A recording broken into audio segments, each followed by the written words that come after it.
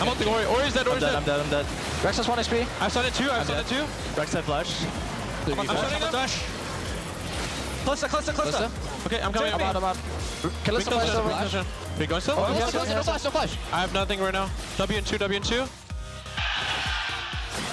Nice. Go for Tom. Let's go on top, Top. Look at it. Okay. Gonna look for the QECs, Haunter. They're gonna wait for the time. Okay, they got a kill on it. Smithy. Here comes the attempt. He gets it. He outsmites Svenskar, and he takes the Baron for Immortals. Here comes the attack forward. He's gonna bring in double it, and they got the movement speed, and there's nothing to do. No one even on the screen. TSM take down the base. That's what you're gonna do. You're gonna win game 1, TSM. Welcome back, ladies and gentlemen, to round 2 of Immortals versus TSM. As we can see up on the screen, TSM did win that first game. Sky. Up in the sky. Well, apparently we've got a sky in here. That's cool. Bjergsen, by the way, getting a player of the game honors for that one. Most damage in the game, had a pretty immaculate Syndra game overall. Yeah. Deserved it. Yeah, I have to say the kicker was how well he played that team fight, because that's in the early stages where the goal differences aren't that big, and so much more of it is on outplaying people in these team fights. And him plus Haunter able to basically circle back around the entire team fight and clean up the entire thing was what really gave TSM the momentum and the pressure through their mid lane, where they're able to play through that mid lane afterwards and play off of this fed Syndra and the threat that Bjergsen brought to the game with his one-shot capabilities with the champion. You could see even after Smithy built the Hex Drinker, they had that 1v1, which is extremely close, but he still came out on top even with that extra shield. Yeah, he definitely did very well for himself. And honestly, I will give a personal shout out to Haunter as well, who had done a lot of work also. Second highest damage in the game. Sing it? Haunter!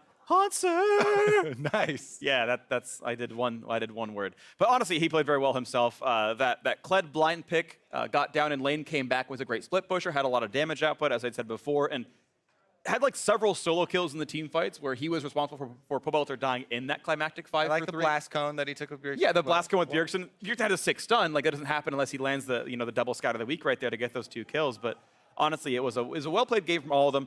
And it is nice to see that these players are on point, that TSM are looking pretty sharp, and they're going to hope they can close this out and make it a 2-0 win. Yeah, well, I like that it was not a stomp. Immortals also well played there in the early stages, playing through their team composition, using their crowd control, using the Shen on the bottom side to create those advantages for themselves as well. And they are not going to let this one go easily. They did defeat TSM the first time they met up, and still fighting here in the series, looking to push it to game number 3. Let's see if they can do it. Let's see if they can. Tom Kench and LeBlanc. I think Immortals don't want to let Battlefrost play that one again. We expect Zach to join that list of bans from TSM, but they are taking their time right now. And I always like, by the way, when teams take a long time in the ban phase, once they start seeing what their opponents are doing, because the only resource you have here is time, right? And you can either squander it and ban right away, or you can use those 30 seconds to discuss, saying, hey, if they're banning Tom Kench, what do our support matchups look like now? What are we maybe looking to push ourselves into? And you have just extra time to discuss, because that is the only resource you get here. You might as well use as much of it as you can. It's interesting because it's a shared resource, though. The more time that you take, the more time that they have as well. That's true as well. You're right. You both get to plan during that, and that's fair. But the first pick is going to be Galio in for Immortals. Coach Song helping make sure that's going to be the grab right there, as Bragus and Zach both taken off the table. Alrighty. Let's go and to tank. This is something that we have seen from Immortals before, and they usually build these around Pobelter Galio, from the mid lane, and using the versatility of either ulting top or ulting to the bottom side. We've already discussed it so much how Immortals usually will use them to the bottom side, but they keep that option open of also being able to go to Flame, who we had talked about has been performing well in his own right. So I'm very curious to see, if they actually use the other side of the flex and do put it up there and actually let Flame play it, or if it's classic here, Pobelter take it yet again for the team, and they do try and have that mobility style from the mid lane. Well, you haven't mentioned it yet. Flame's done it twice, Pobelter's done it 3 times, and Rek'Sai is going to be the grab out for Sven. Even though Elise and Lee Sin are both available, I think he's taking it away from Xmithie, but Xmithie thinks he can play this champion as well himself. I think the solo lane flex pick will stay for now. TSM also choosing to not rush for the Jhin. They want to deny Thresh from Ole, and they want to deny the Rek'Sai from Xmithie, who is going to go Olaf, actually. And I think that Rek'Sai actually works really well with Galio, so I can see why they you know, not only is she a top-tier jungle pick right now, but also want to deny that. You basically tunnel in with Rek'Sai. Immediately, you get the Galio ult on top of you while you're knocking someone up. So they stay there. And then, since you're in the middle of the team fight, you can also, you know, buy more time with your own ultimate. Regardless, though, Olaf. We've seen this. This is the kind of go-to combination. And if I remember properly, this is the kind of comp Immortals was playing last week as well. A bunch of Bash brothers with the Galio just kind of diving in forward and hoping for very aggressive fights, and they would snowball. They'd get under 30-minute wins with this comp if it worked out for them. TSM going to now play for more backline access, or backline safety, I should say. Bjergsen on the Cassiopeia. That's a pretty risky pick, because it's exactly as you're saying. Immortals, we've seen this before. This is their not just dive buddies. There are multiple buddies. Dive squad. Dive squad here. It's a whole swim team. And you're bringing a Cassiopeia into Olaf, who can immune it. You know, Galio comes down on top and lands you know, layers of CC on you, so it is difficult. You know, even though people think of Cassiopeia as this kind of, you know, counter engage, and it is at times especially difficult to pull off, depending on the type of engages that you're facing. And Immortals right now with, you know, some pretty decent, really strong lanes. That being said, I like the Cassiopeia into a mid lane Galio specifically. I think that allows her to scale super well, and she can really pump out that DPS. What's funny to me is I keep remembering old Galio when I see Cassiopeia, who would heal based on ticks of damage. And you're like, oh, I'll just bulwark all your poisons. And it's like, that doesn't work anymore, freak. We're going to play League of Legends again. Also, I like the added benefit whenever you pick Galio now, somebody on the enemy team ends up picking Adaptive Helm, and it kind of hurts them as far as their overall defenses against your team. Sure. Aha, baited. Baited, outsmarted, all the fun stuff. Double FT on another, again, hoping for a safety pick here in the bot lane, right? Cassiopeia, again, has the ulti. You can immune some of it, but if you play well, you can get away. Tristana now as well.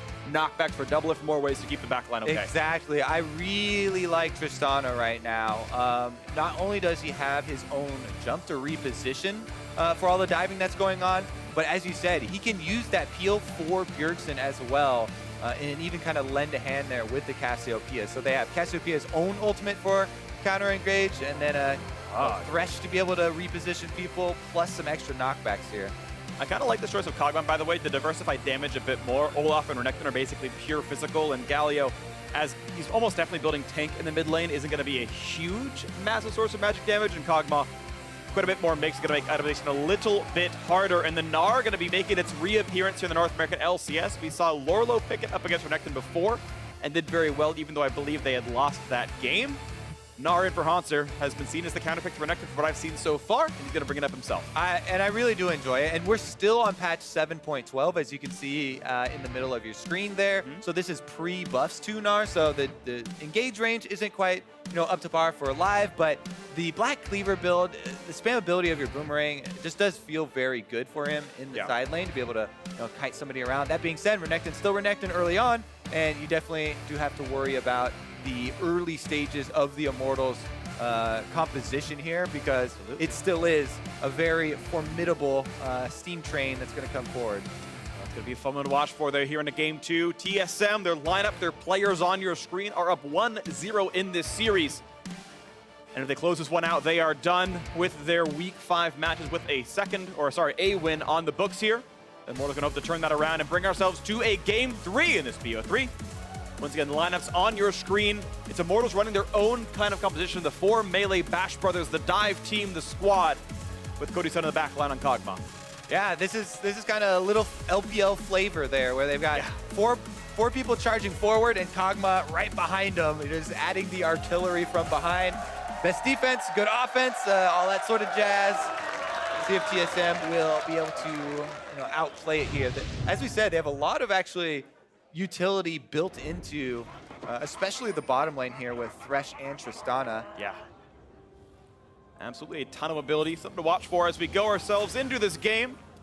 I want to quickly shout out TSM's jungler Sven, who has said GLHF in both the early games. We don't show chat in the LCS, but I can see it on my monitor, and Cody Sun gave him a GLHF back, so those two are the most well-mannered. So they're getting honor this game. All about that new honor system, huh? Yeah. It's actually amazing how much I see people talk about it now. It's like, oh, I might get rewarded. I'm gonna be nice to everyone now. Why can't I honor more than one person? It's like, all right, that is making a difference. Oh, they hit him with a chair. Dishonorable. At least they hit him in the chair, in the face with a chair, rather than in the back. He's running away though. 2v1 would be more dishonorable. Anar goes in for a ward during Svenskaren's trade here. Now he's just getting slapped from all sides. Yep. All right, just a semi-aggressive trinket ward down from Hanser. Is going to spot out if the Olaf does the solo blue start. As we know, it's very interesting watching pro games because you start to learn what the routes are based on the champion and based on the player. And it's like, Olaf does a lot of solo blue starts. I'm going to ward that to make sure that we know. Whereas like with a Rek'Sai, that would never happen. And based on the champions, you're like, here's how I'm going to set up for this one. Yeah, or you could play Go for it. jungle. Huh? Or you could play jungle, and then you start to figure out the routes. Well, yeah, but I tried, and I'm bad. I'm like 3 divisions worse than the jungle. At least bot you lane. tried, though. I did try. Hanser getting the kite off. He does. One more boomerang. Oh, the Q, it's up! Oh, look at that damage. Wow, that was insane. Trades actually like that I don't think are beneficial for Flame this early on. Anyways, Smithy did go with the Raptor start here on Olaf. All it means is that you're going to need to go to your blue buff right after your red. You don't stop at wolves or anything. It's pretty easy because you just go to that little blast cone that's right on the other side and pop right over. But Olaf definitely does need that one to continue jungling. Very mana hungry with the undertow spam. And it does have a possibility of ending up with a threatening route here on the top side.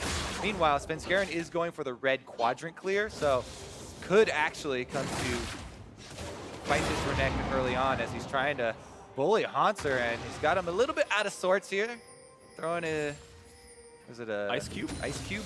Yes. It's Probably more impressive than an ice cube. We should call it an iceberg or something. It's an ice cube. Sorry, buddy. All right. It's rank 1. It's just going to refresh his drink. Sadly, he's not playing pool part of Renekton.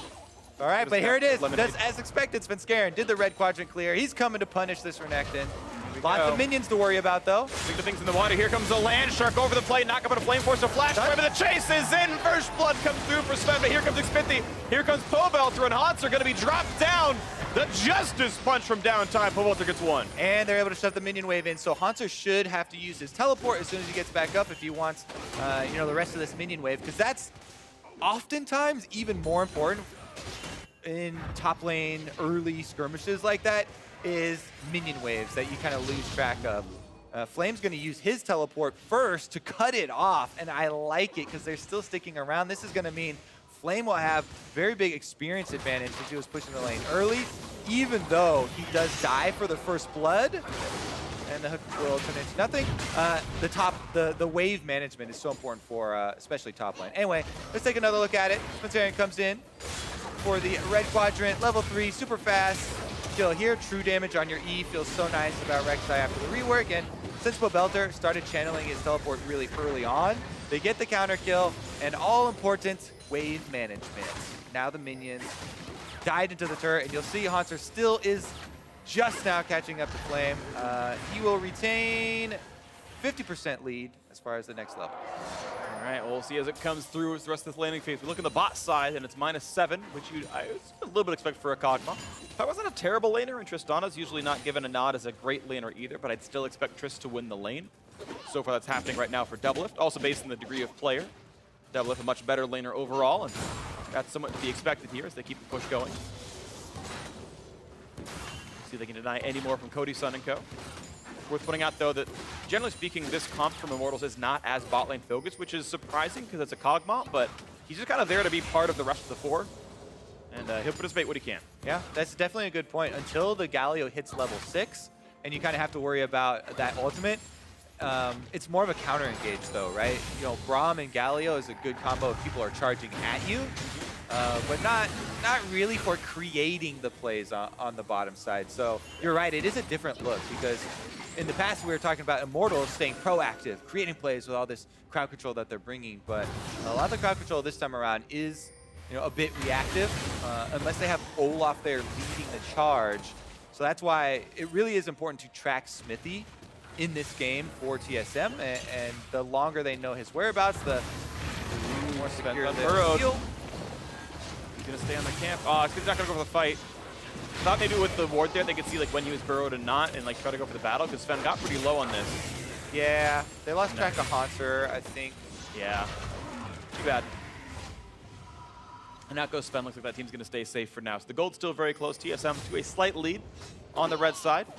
Yep. I mean, Pobelter did have to pay for that teleport up to the top side with some CS in mid lane as well, on top of what Bjergsen was earning. So the Cassiopeia, as we said in Champ Select, is going to scale super nicely, put out quite a bit of damage, and especially here with blue buff, should be able to deal with the wave, no problem. Right, got a blue buff stacking up that tier. Catal's going to be next up almost for certain, and Tower will keep going up. Looks to chunk off the shield, and actually doesn't even get through that passive shield just yet from Pobelter. That'll come in maybe a bit later, but no harassment really being taken just yet.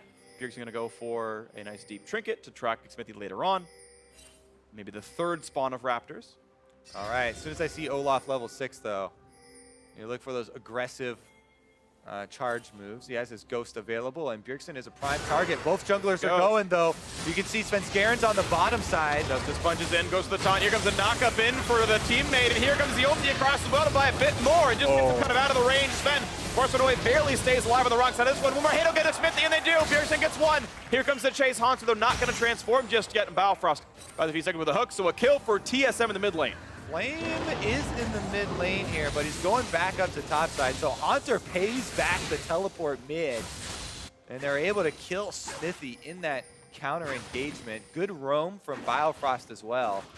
As soon as the action started, he's heading all the way up there, and Svenskaren does get to finish off the Raptors. Take him away. That's kind of nice right here. So 700 gold lead, maybe 800 based on the timing for TSM, and a nice casual recall gets quite a good set of items, actually. Catalyst plus the Dark Seal. Take another look at this, because as we saw the Olaf coming in from top side, Sven was prepping already a play from the bottom side, and they got a pretty good knock up here, just the edge of the Gallia ultimate to get Sven, but barely flashes over. One more auto or even an undertow over the side would have got him, but Hanser had teleported in and Biofrost had roamed up. That meant everybody from Immortals had to be in full retreat, and that's enough protection so Sven can live. Well played there. TSM looking pretty sharp themselves. Double has a wave to clear out. He'll remain above in farm as TSM will go for his first recall, and likely to be the Blade of the Ruin King start. That's been par for the course for Kog'Maw. We'll keep trying to scale up. Should have at least enough for Cutlass, probably more. 70 CS a pretty late recall. Actually going to stay in lane for one more, hoping they can catch double lift on the wave push. As Flame. fighting back and forth with Flame, gets a double dash, and like Mario Kart, he'll be fine. Now another hit comes again, though. Flame, not going to get hypered. All right, we're fine here. Now we're going to see Olay trying to answer, but it's difficult at this point because the first team out to roaming like that gets the vision down, and then it becomes very difficult to try and play catch-up in the mid-game here. You have to walk through enemy vision. There's a process of worrying about getting picked. You can see Biofrost is just waiting for them, basically. They know that Olay is going to try and play catch-up here in the vision game, and he actually plays it very safe, and it's good for Olay that he doesn't go out there, venture by himself, and doesn't get picked off near the topside river. Maybe it'll happen to the bottom side, though. Chair in the back. Biofrost turned around. Ooh. Yeah. Olay was by himself. They didn't know that he was by himself, but they could have converged there for a bit of pressure. Svenskaren now getting slowed. Going to converge on the land shark here. Sven going to jump the wall, dodges the undertow axe, and that is Ghost for a jump. And here comes the continued attempt. Sadly, the Ghost and the ult are gone, so nothing for Smithy. Sven getting away. Ult and Ghost down for Smithy. And the teleport from Flame, who tried to cut him off. Not only does he leave lane for that, but big cooldown.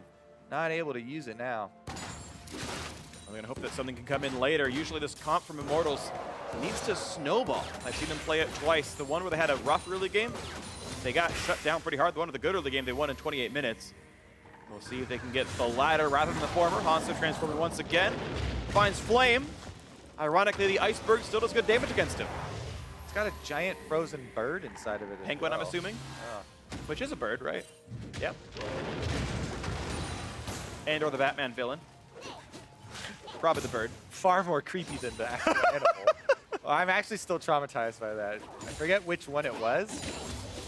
But God, the actor who played it and the makeup that they used for the guy gave me nightmares when I was a child. Anyways, that penguin far more cute than the Nar penguin that's frozen inside the ice cube. So no worry here, no nightmares for me tonight. All right. Nice little chunk in a double lift though. They're trading damage back and forth. Warlords gets him out of range. Cody's son Gonna go for the damage focus build with the Fervor. Hanser trading back and forth with Flame, some decent damage. And you can see right now it's not working well for Hanser. He's down 13 minions. He's losing the early landing phase, but gets a stun. Gets an iceberg, hits with a penguin as well. And look at the damage output. Knocking on the crocodile. Yeah. Woo! Harassment down. The same penguins can't fly, but he's going far. Little assisted flight there for the penguin. It's more like falling with style. Flame might have an assisted lane though. It's gonna be seen here on the ward, but you could still, pressure the dive, and you have to worry about a Galio ultimate. That's why mid lane Galio is so effective, and why they keep going back to it. It's the constant threat even of a top lane Galio that you have to respect. He doesn't even have to use it. Meanwhile though, happy to trade here. TSM once again, they did this in game number 1. They seed that early pressure, that early first move of Immortal, and they're happy to trade objectives. The Drake instead, so they give up the turret. It is first turret bonus, so that's extra gold, but Mountain Drake should be able to get cleaned up here.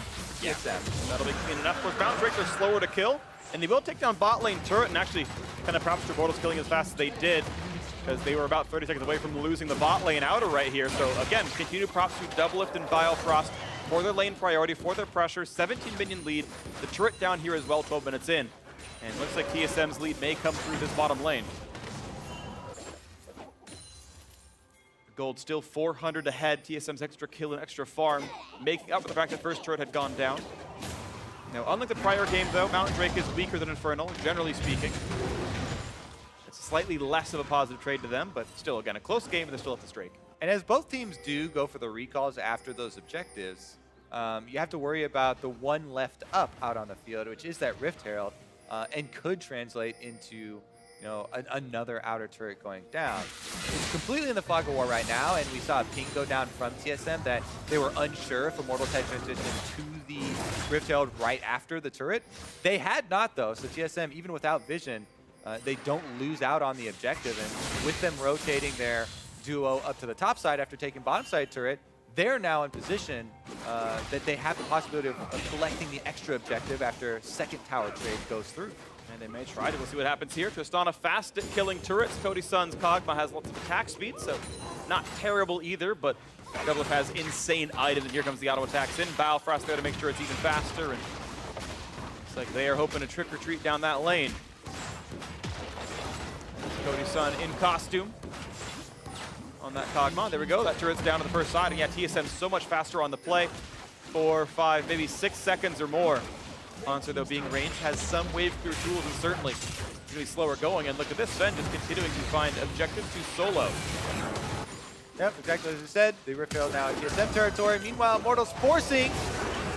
Ooh, Hanser gonna chunk B down. A half HP. The stun is in there as well. He's got no way out. The Living Artillery and the Bio-Arcane Barrage makes it happen. The tank staying alive, and that dive worked out well. Hanser. Oh, now it's a low health Olaf with red buff gonna murder this turret. They should be able to catch right up. The only difference there is the kill gold. Meanwhile, in mid lane, Pobelter's being forced out of the mid lane as the Rift Herald is spawned, and that might help TSM to snowball this to an extra turret in the trade. Looks like it will be so. Here we go, mid lane outer gonna fall as well. Makes it 3 for 2 in turrets. The downside being the one kill given away by Hanser, but worth it, you've got to imagine. Blue Steel coming in as well, and I don't believe Immortals got one themselves, though I could have missed it. And nice to know by TSM, actually stretching their lead by a couple hundred. See what Immortals can do when they get back out on the field first, because that was TSM staying out a bit longer to collect the extra objective. In the end, they also have the vision advantage though, so it seems hard for Immortals to punish and even use the extra 20 seconds or so that they have to get much done. It's mostly just going to be about a little bit of a setup here for the jungle and support working as a duo. Actually setting up a pick there by themselves. They don't have too much damage, so low chance of really catching much with that. Yeah, I think there's almost no reason to go to a lane with tier 2 already dead in a close game. Like, even though TSM all have all these wards on the west-hand side, it's like, why would TSM go back there, though? There's almost nothing to accomplish, so I think it's going to be defensive for a little while. These wards will eventually time out. Difference in gold, 1,000, though, still in favor of TSM. And off the reset, you can see the lanes almost all at equilibrium. Top lane slight push for Immortals, bot lane slight push for TSM. Mid lane actually the same place right now by the river. Yeah, Hanser collects this wave and has one more to clear before it bounces. All right, so with all these objective trades, pretty close game here. And the Infinity Edge now done for Double Lift. Starts to work on his next heal item, but there's a hook on Pobelter. Good play as well, blocks out the hero's punch as well, and now they're gonna look for this one. Quick smite for Smith, he gets the blue buff taken up and knocked there on Ole. Does he have the W? Quick stun for Hanser, he's buying the time, and they're gonna knock down the support just maybe. Rexdale comes across, one more hit will do it, and Sven gets that first kill. Now over the wall, another great hook. He's landed 2 in a Pobelter, but Kog'Maw on the back lines, they've got to respect Cody's son, who has got Ruin King done. Castiel for the slowdown. Here comes the taunt, not gonna find much more than the Rex, but the first kill comes through to Cody's son. Hanser in the back, he's gonna get shut down by Xfinity, going for more heroes entrance. Gonna get the knock up onto Bjergsen. Gonna knock up there on a double if it wins the war. Not quite gonna shut him down. One more shot, Cody's son gets him despite the flash. And now a trade of autos, whose ooze is better? And it's Cody's son getting several here. 4, 0, and 1 in the bot lane. Oh, that skirmish. There was a little bit of miscoordination as well, as they didn't all go in at the same time. And a little bit of an exit on that side, but Immortals in the end are able to claim the victory and will be able to get some damage on the turret. I wonder if, even with this red buff, if he actually finishes the whole thing. Take another look, because this one was kind of all over the place. Both teleports come in at the exact same time for both top laners, and I thought that there was going to be an ultimate here from Ole, but he didn't quite have it, and he has to try and run away. Svenskeren gets him killed off before he's able to do anything about it, but then Svenskeren goes out as the rest of TSM are trying to chase, and Bjergsen has to flash for the slow to continue here. Then we have the split. Immortals immediately, their dive buddies, the trio, goes full force ahead. A little bit late ultimate there from Pobelter maybe, but he still got the very edge of the knockup onto Bjergsen and was able to get Double F just into range. So flash over from Cody's son was very much worth it. Yep. As he's able to take down both carries. And look at the damage from Bjergsen in that fight. Actually insane right there. You can see he did actually immense stuff right here as Immortal's going to go for the attempt at the Drake. And TSM not going to be able to stop this one. And this is what Double has said at the beginning of the day about playing bot lane on the knife's edge, being willing to go aggressive to make the big play. Cody's son flashed over a wall forward with no escapes left to pick up those last 2 kills, make sure the fight went well. Yeah, if you are sure that you can flash into auto range, then I would say 100% of the time go for it, because Double Lift can't flash out of Fog of War unless maybe he flashed into that side bush and there was no ward. Here we go though, teleport, and we have another engage. Knock up on to Sven, he's got to run away. The damage output is there. Living Artillery shoots out for 1, has to flash for the second. Boxed by a bit of time. More slows coming in, no Kodos yet, a big stun, but it's still picked off Bjergsen. Choo-choo! Here comes one more undertow, and Ole gonna hit him with the chair! Ooh, the tag team works out well. Immortals found themselves a new heal. Yeah, we said the Braum and the Galio work best as counter-engage when the enemy team is jumping into you. They're able to pull it off here, and Immortals, again, just go full steam ahead. They have that front line that just wants to run you down. Svenskeren on the Rex side, the drawback of the Warrior now, obviously very squishy compared to the old versions. He gets chunked out, and he actually has to run away trying to get in front of Bjergsen, so they actually leave their most fed member and their strongest teamfight member around behind as a sacrifice there, allowing Immortals to clean up the mid-turret as well. And Immortals seem to be going for the kills first, the objectives afterwards, while the death timers are still there, and it's working. And you've only got one ranged champion in Kog'Maw in itself, a little bit of an unsafe champion. No escape tools innately, so had to do the hard work, but it certainly came through. So really, really nicely done here by Immortals, getting themselves a gold lead now, 1,000 up. Playing their style, and it looks beautiful. See if they can keep the pressure up, though, because it really does that, just have that one direction that they're looking to continue the charge. And it works best in frequent fights because there are not flashes on the key carries that you're trying to run down. Bjergsen on the Cassiopeia still has a quarter of the time left on his flash, whereas, Olaf Ghost, that sucker comes up so quickly you almost don't even count it as a cooldown. And with the ultimate plus Ghost ready, he'll be able to use it again as a combo before Bjergsen even gets his flash. That's why we see cooldown boots on Xfinity so much. It affects summoner cooldowns, 2 minutes, 15 seconds in between those ghost pops. Yeah, that's pretty much the only buy for Olaf because he loves cooldown reduction. Flat cooldown reduction synergizes with the flat cooldown reduction you get for picking up your axes for undertow. So you get a lot of DPS increase with that. In addition, that summoner spell thing you mentioned, able to get multiple ghosts off within enemy flash timers. He looks 50. Wouldn't be smart, but he could do it. That is a quick satchel. Sorry, explosive charge. Hook is gonna hit him, and that's how that interacts.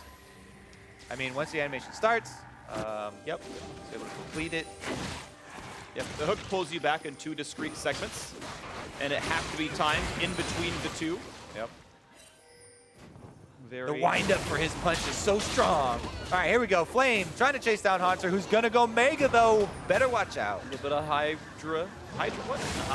damage. There we go, as Flame does have himself a bit of damage up, but here Haunter gonna stun him against the wall, puts him into a penguin, and here comes Xmithy though, settles a 1v2, and Haunter is gonna try to run. He's gonna look for the next play, gets the jump. Oh! The penguin gets tanked by Xmithy. The Baron has started as well during that engage, and here comes Immortals trying to stop it. 3 versus 4. Can the play even happen this one? Flame too low to jump in. Look for this one. Here's the come, and they're gonna be able to grab that one as Bjergsen is able to get that shut down on the Baron Nash. The early smite by Sven just to buy a bit more time. Holy TSM who grabbed moly, the Earth Drake Cassiopeia Baron kills are absolutely insane. They melt it down even when Sven Skaren gets like 3-shot there. And Immortals do have a small amount of time, but those are Baron-empowered recalls and Olega turn He aggro! pulled aggro by the Q right to the hook. Oh, no, Olega's got it! Oh, and Codius might die, but double jumps the wrong way, actually. Looks for the auto, has the red buff. And wow! That is a static shift crit right there, 600 damage, and Pobelter is next up. He is gone. A triple or double lift on the Tristana. I mean, we said they only had one direction, but you really don't have to put it that far forward. Drawing turret aggro into the Baron-empowered recalls under the turret, just everything splats against the wall here for Immortals. Oof. And TSM are gonna make them pay for it. And it's only a 2,000 gold difference, but TSM has them right where they want the mid lane under fire. 13 seconds still on Pobelter respawn. Inhibitor is gone. You can't make that type of mistake against a team that just took the Baron. Flame trying to look to, cut them off here, but it still is a 4-on-5. Pobelter doesn't have his ultimate and would have to teleport. Still a couple seconds, so that costs them not only the money from the kills, but also their inhibitor. And Sven is forced to go farm the Krugs during the blast cone. Here we go, though. They focus down the jungler, but it doesn't matter because Bjergsen does so much damage. Sven actually smites right before he dies for the extra health, too. And they still burn it down and get it. But then Olay, bad call here. It was it was definitely a team call because they all went forward, but whoever made it definitely not rewarded for that one. And there's your static shift proc. Well, 50th chance. Rolled the dice, flipped the coin, came up heads. Got the crit. See if they can recover after that one, because that was a very costly mistake for Immortals. Double F loving it. He's still spamming. You didn't even do anything cool, Double Lift. You stopped going to attack to ward. He one-shot the I didn't know he did the replay. He's doing that after the fact. Just twitchy. He's just remembering the good times. Great.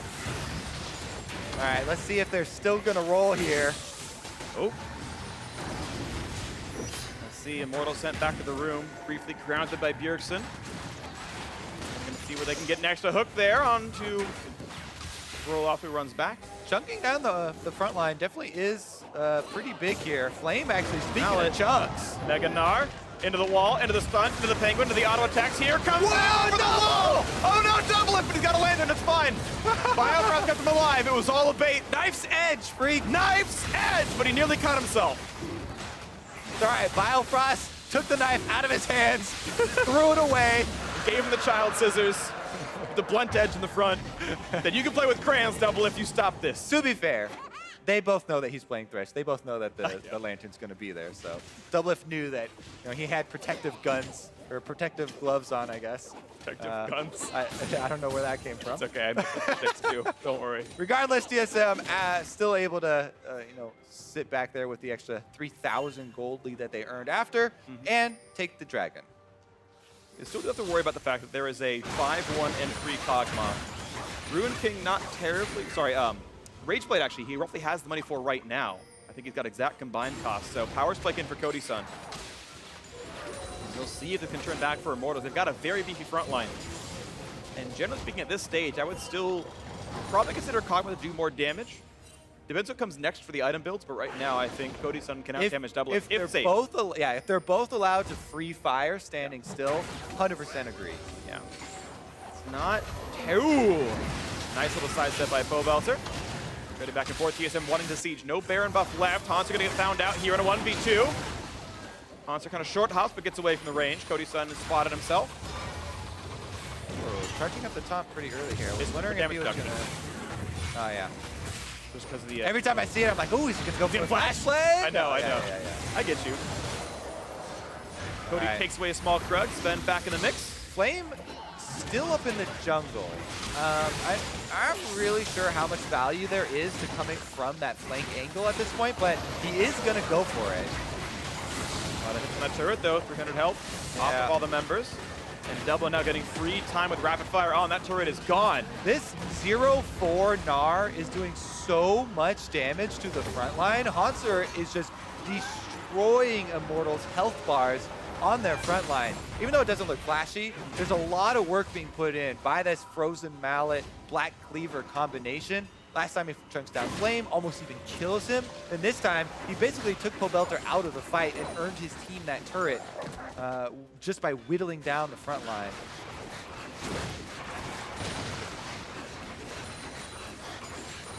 Well, let's see what comes up next. I talk about item builds a lot, but I want to bring up Knight's Vow on Biofrost. Because Thresh is technically ranged, it's half value. I feel like you're actually better off going for the other shielding items, the direct shielding items. More like Face the Mountain, more like the Locket instead. But I'm not sure. I don't play a lot of Thresh myself. It just feels a bit weird to have the item be half value because he's ranged. Yeah, and it's only half value on the passive, but I definitely agree with you. All right, here we go. Same. Okay, Sven forced away on this one. Has to go back and forth. And yeah, that's actually low health far. And a TP coming through from Pobelter. Now, Flame still has his, so Hanser is still split pushing. yeah, that's an option, but see, TSM able to pull out one teleport. They're going to have Sven heal back up inside the base, come right back down. Middle inhibitor is back up, and bot lane was shoved in. That's going to be farm denied. You got to be worried of Immortals right now because you have to do some vision work for this Baron. TSM, if they set up the vision and you have to face check through this jungle corridor, you know, there's a Cassiopeia and a Thresh. Not to mention Gnar's looking to get that Mega off into a plethora of walls all over the place here. This is setting up very nicely for TSM, even though the gold lead isn't ginormous at this stage of the game. Cassiopeia damage super scaled right now. Tristana's got the crit multipliers coming in. Yep. And TSM definitely have that map pressure. Let's see what's coming next for this one as TSM look to keep pushing forward. There's no turret defending the inhibitor. Oh, Immortals want to flank. They're just going to charge for it. Here comes the knockup from Galio right onto Bjergsen. The burst damage is there. He's going to flash for safety, buys a few more seconds. And a big stun comes across for the front line. A lot of time bought by Hanser, doing all the work that he can. But still, the bash buttons are there, and Sven going to lose the first life. Stun there on a Pobelter. Looks for the taunt. Not going to get a lot with it. Double still coming around the wing, but it's a 5v4. Right now, Cody Sun's W is down, so it's going to be a disengage. One kill picked up. A lot of summoners used, but they got that one. That was actually an ideal start onto Bjergsen there, with Flame just waiting on the pink ward right there in the brush, able to get a perfect Galio ultimate on top of him, and they blow both summoners. Bjergsen does escape, and he does a good job turning around with Cassiopeia ultimate to disengage, but yeah. I think maybe Sven was baited into it, to thinking they were actually going for the counter kill there, and he dives in with Rek'Sai very squishy, gets over the kill, and it's a jungler kill, so that's costly. Nara still in the bot lane, 1v1. Here comes Double from the wings, but it's, again, they have to try to somehow outsmite Smite without one themselves. They're not coming through trying to buy time. They got to finish off the Baron with Nick Smith. They're going to go for it, and they pick it up pretty cleanly. But one kill in as Pobelter's already gone. TP and Flame is in this fight. Rek'Sai can come in soon. The flash is going away. Smithy left alone. He's got Ghost, but now there could be a re-engage. A lot of damage out of Cody Sun. Gets one traded back. On the map, though, it's 3 versus 4. Sven waiting in the wings, and there's no way out for Immortals. They maybe could use the Blast Cone. They had a Blast Cone. And they don't use it. They jump the wall, though. They are safe for now. Now, can they split up TSM? Cody Sun is still safe. Pobelter cannot join the fight. He does not have teleport. 20 seconds till the respawn as well. They're still running, but Ole is low. Ole has exhaust, but no ultimate, and they get the hook. They got a little bit onto Flame. The stun, the knock up there on Cody. Said he's got to get the auto attacks and he get the damage. They cannot do so. And Flame, one more attack, and he can't make it either. 2 for 0. Ole the trade going to come in as Sven chased down one final kill. Big fight out of TSM. They get the ace despite losing the Baron. Absolutely destroyed here. Nobody from Immortals makes it out alive. They don't use the blast cone. They don't split up to try and use Baron-empowered recalls to get away, and nobody lives in the end. There's a time and a place for, you know, no man left behind, and this is not it. All right, they do sacrifice Belter just to get the Baron, and then you just got to get somebody out. You got to get people to survive. Hunter does go down as Cody-san gets the counter kill, but nobody goes for the blast cone. He's out. Nobody splits, exactly. They go deeper into the enemy jungle. So TSM are like, oh, great, we'll take away the blast cone. And then they come in here to finish them off, Immortals. Looked like they had it in their planning to maybe try and fight this all along or something, but yeah, definitely unable to do though. The Cassiopeia ultimate, by the way, just barely came back up off of cooldown. It was not available during the actual Baron fight where they were trying to get him in the pit. So it came up during that long chase where Immortals went deeper into the jungle. And as TSM able to get more of the map as it times out, they didn't go for the mid inhibitor, but instead they healed up and they took down this extra Drake. So Ocean needs more regen, double lift. Actually not going for the more damaging build, putting a Bloodthirster for more safety. It's understandable, his damage probably high enough regardless. Especially when you're facing a 4-man dive squad. Yeah. Right now he's going to go just for that one as they trade for ward control back in this bottom side of the map. Immortals holding most of it now. TSM still finding their footing though. They've got this 5,000 gold lead. No Baron for 6 minutes for unsurprising reasons. Lock it done for Biofrost means more tank stats, going for even more durability soon. I'm not going to get the hook on a flame just yet. As again, mid lane is the easiest of the options, since there's no turret there. But they're going to go bot lane instead. They think they can knock that one down. Yeah, pretty straightforward here from TSM. Just trying to 5-man push into the base. They look for the pick. Hanser's charging up for the Meganar right now. And for Cody-san, that's his next power spike versus the Bloodthirster of double lift. That safety with the Dark Passage is so reassuring here for double lift to be able to stand on the front line. And really, that's almost impossible to shut him out of this one. You have to go for a taunt flash into a Justice Punch, and maybe that'll lock you out of the Lantern, but double lift will have a lot of ways to get one single auto attack on the turret. He's got Shiv, not rapid fire cannon. Turret goes down. Back he goes. Flame is waiting again to try and flank from the side here up in the jungle, but Hanser spotted him. Nice play by Hanser. Still waiting on the siege. Now 2 open inhibitors. Double caught with the slow. But he's all right. There's no range champions to land more. Actually, now he's going to find Cody-san. A couple attacks back and forth. Jump right back out. Here comes Xmithie, who wants it. Here comes the Heroes Enders as well. And he's going to find no knockups. And Xmithie almost is down. Cassiopeia buying some time to jump forward for double lift, and Poelter got to get taken out of that one. 50-second death timer, and the health bars are low, so TSM has full reign over the base. They're going to push in. Inhibitor plus more. Should be able to melt through these Nexus turrets as well. TSM 4v5, Immortals have to go. You're going to think so. Here comes the play. A big Meganar pulls in the team. They're looking for Cody-san. They're going to shut him down at the very start. And there is no damage left. Nothing to stop TSM from making it the 2-0. Double lift unstoppable. Jumping around, cutting away, getting the kills picked up. Bjergsen won as well. And you can hear the crowd cheering for the team. That is 1-2-0. Taking down North America's #1 TSM. Heading to Rift Rivals off a 2-0 win over Immortals.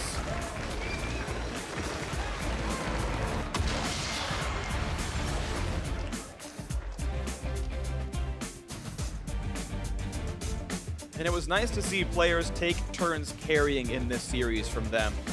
You had the 2 solo laners, Bjergsen and Hanser, putting in all the work in game 1, but here, Biofrost 2-0-14, unkilled, only missed out on 1 the entire game otherwise. So many lives saved by that Dark Passage from Biofrost, and so many openings given to more aggressive play from double lift on his Tristana. This the same Tristana that Sneaky used yesterday for Cloud9's victory over TSM. Now double lift picks it up and earns themselves a victory here and a match secured.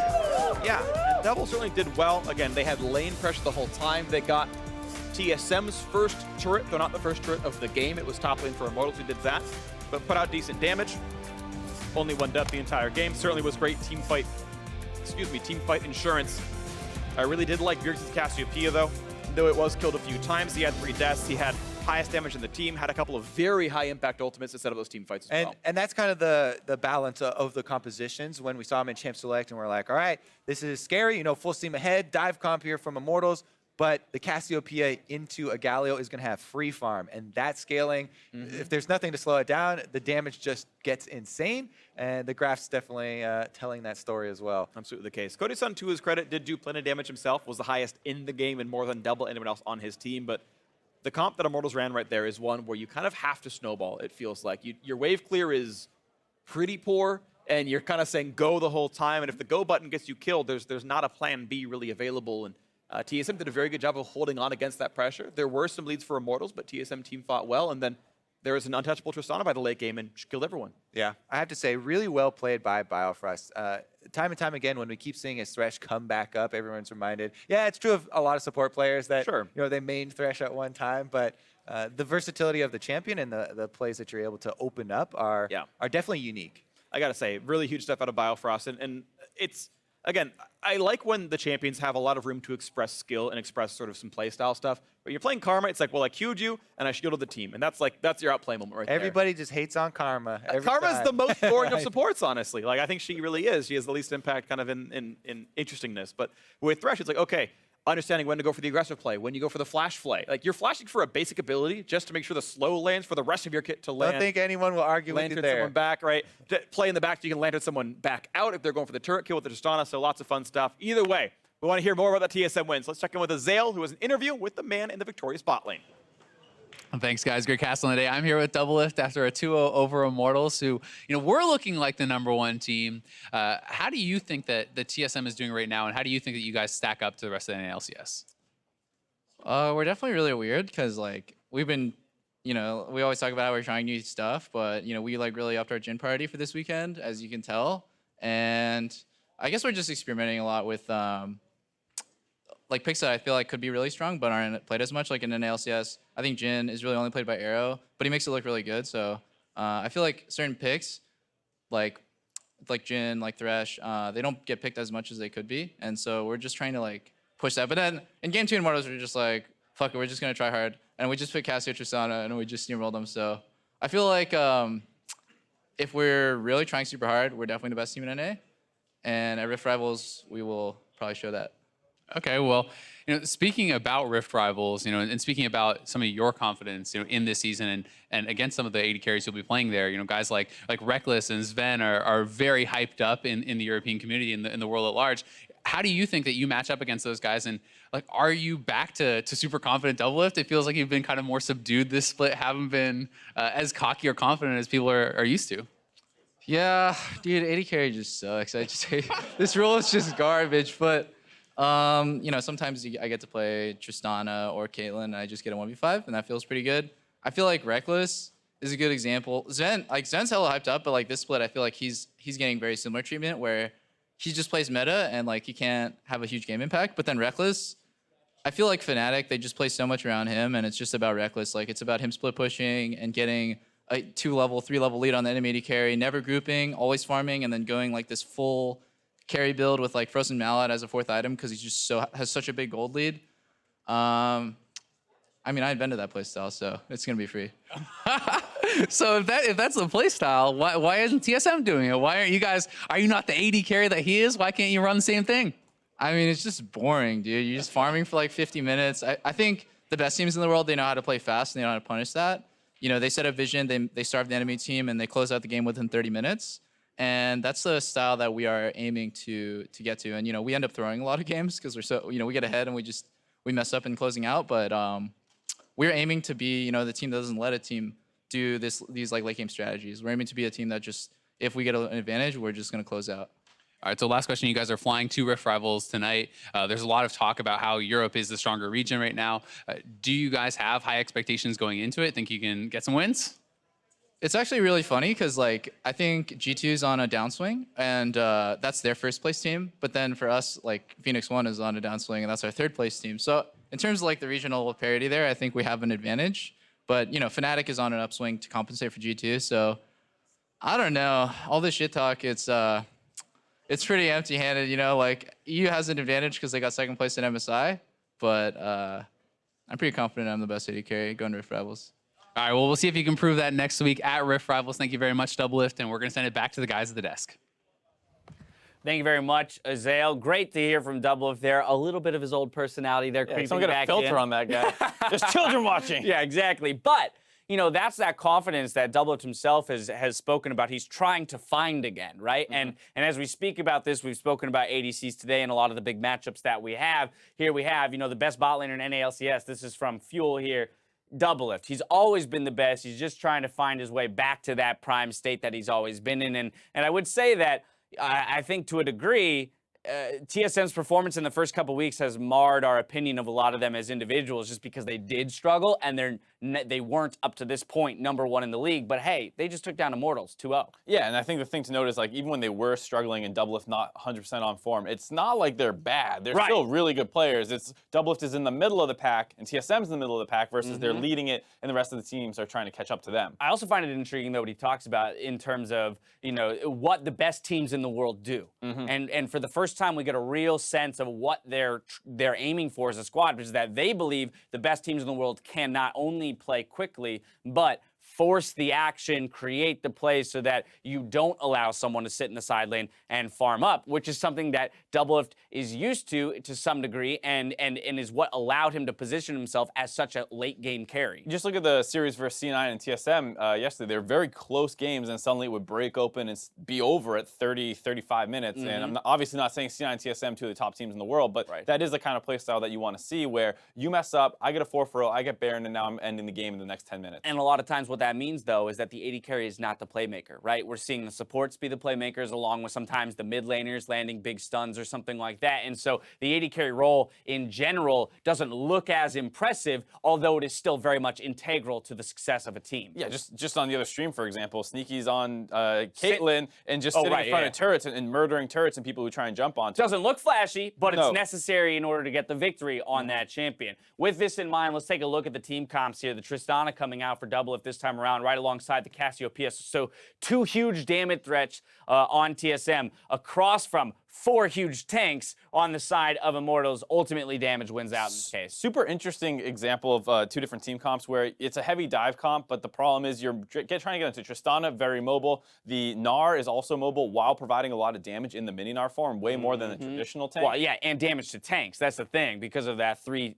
auto attack proc. Right, and then you have Thresh being able to reposition the normally immobile Cassiopeia. So even though it is this heavy dive comp, you do have a couple tools to deal with it, and Immortals are going to need to find good engages to actually win, because even with a Kog'Maw sitting in the back line, yeah, he had the most damage by a whopping 100 or 10 or whatever it was over the Cassiopeia. The Tristana and the Gnar did way more damage than their counterparts. And we had a really good example of how these 2 team comps interact coming 16 minutes into the game. Immortals comes out on top by 1 kill, 4 for 3 in the trade. But again, you're seeing this idea of the diving tanky front line that's trying to get onto a priority target while, you know, Kog'Maw gets out as much damage as he can, and then on the flip side, we're just shredding tanks. Yeah, TSM constantly kiting back, trying to get away. They get onto the Braum, maybe a little bit over There's that reposition. And then, you know, Flame not really being able to get much done in this fight. He should be one of the most important members for finishing off the Cassiopeia, but has a really hard time getting involved. Bjergsen does go for that flash slow, which kind of opens him up for the turn that comes in for Immortals here. And this is super close to them actually winning this for TSM. Just barely unable to finish off a couple members as Cobelter finds a good angle.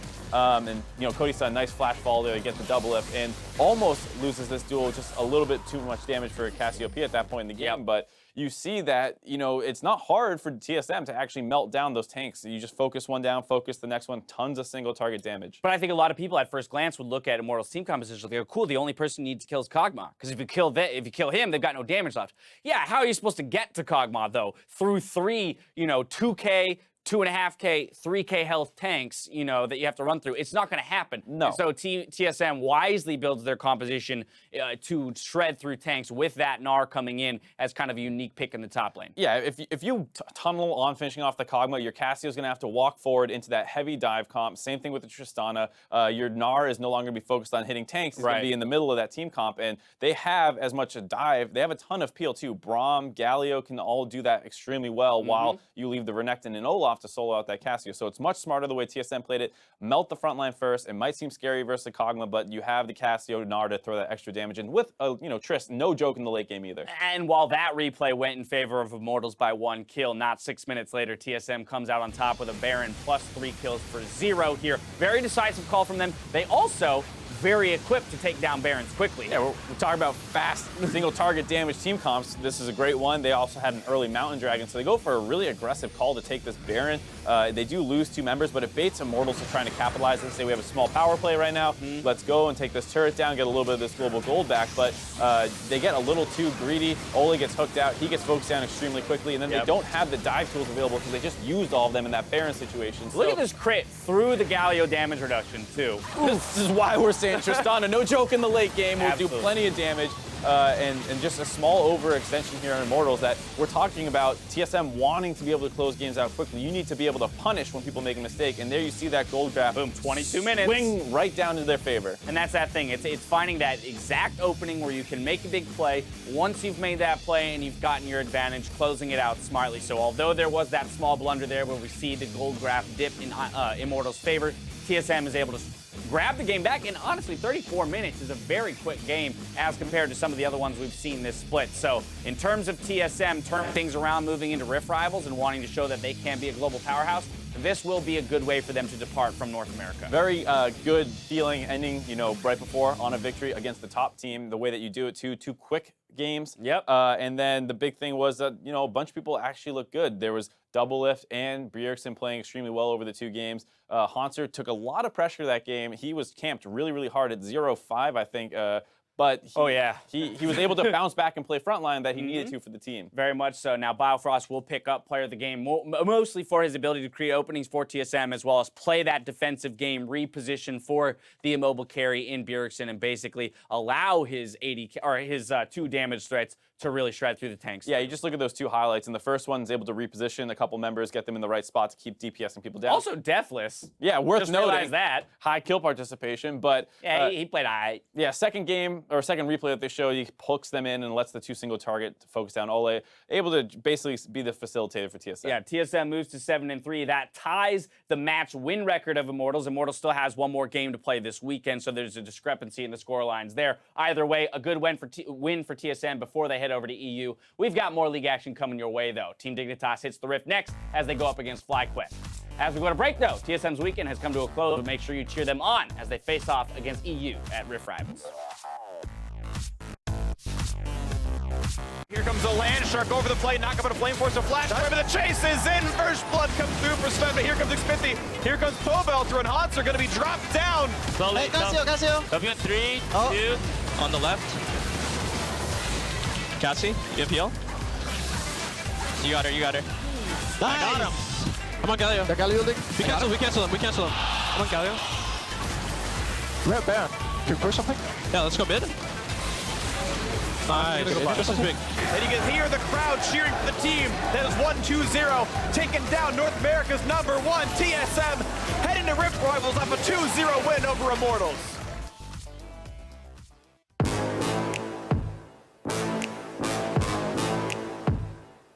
This is not a game, don't take me lightly. Brain cell from insane, bring the pain out of nothing nice beat.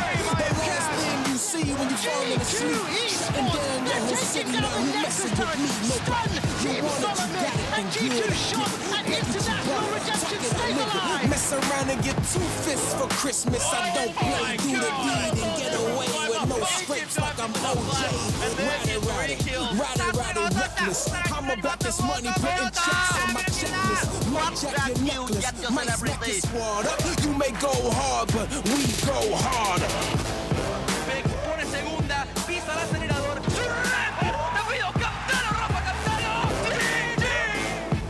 Crescimento direito, time aliou. Mas tá aí, meu amigo. Não pode não. So if it's on, it's on. So if it's on, it's on. So if it's on, it's on. Might see me banging on my chest like I'm king. Okay, what the problem is? Mess around and try to rumble with the problem kids. King of the jungle, screw the talking and the politics. You wanted a leader, okay, now follow this. If you wanna, I'ma put it on you, slow sitting like a freight train.